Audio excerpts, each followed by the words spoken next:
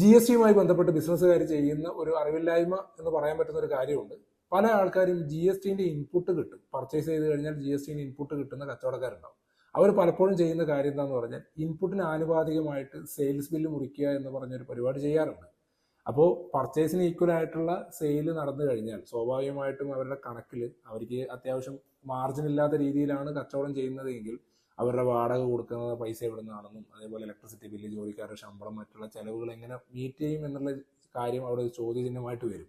അപ്പോൾ പർച്ചേസിന് ആനുപാതികമായിട്ട് ആ input adjust ചെയ്യാൻ വേണ്ടി മാത്രം സെയിൽസ് കാണിച്ചു കഴിഞ്ഞാൽ ഒരു വർഷാവസാനം ആകുമ്പോഴേക്ക് പലതരത്തിലുള്ള പ്രശ്നങ്ങൾ വരും. ഒന്ന് സ്റ്റോക്കിന്റെ കാൽക്കുലേഷനിൽ വ്യത്യാസം വരും, ആക്ച്വൽ സെയിൽ കൂടുതലായിരിക്കും, നിങ്ങൾക്ക് എക്സ്പെൻസ് മീറ്റ് ചെയ്യാനുള്ള ഫണ്ട് അവിടത്തേക്ക് എങ്ങനെ വന്നു എന്ന് കാണിക്കാൻ പറ്റില്ല. അങ്ങനെ ഒരുപാട് വിഷയങ്ങളുണ്ട്. അപ്പോൾ പല കച്ചവടക്കാരും ചോദിക്കാറുണ്ട്, കച്ചവടക്കാർ ചെയ്യുന്ന ഒരു തെറ്റായ കാര്യം എന്താണെന്ന് ചോദിച്ചാൽ എനിക്ക് തോന്നിയിട്ടുള്ള ഏറ്റവും വലിയ കാര്യം ഇതാണ്. പർച്ചേസിന്, അതായത് ഇൻപുട്ട് അഡ്ജസ്റ്റ് ചെയ്തിട്ട് അതിന് കണക്കായിട്ട് സെയിൽ മുറിക്കുക. അതായത് സർക്കാരിന് ടാക്സ് കൊടുക്കാത്ത രീതിയിൽ കാര്യങ്ങൾ ചെയ്തു പോയി കഴിഞ്ഞാൽ ഒരു സമയം കഴിയുമ്പോൾ അത് അക്കോമഡേറ്റ് ചെയ്ത് നിങ്ങൾക്ക് ഒരു ബാധ്യതയായി മാറും. ഇങ്ങനെയുള്ള കാര്യങ്ങൾ ചെയ്യാതിരിക്കാൻ ശ്രദ്ധിക്കുക.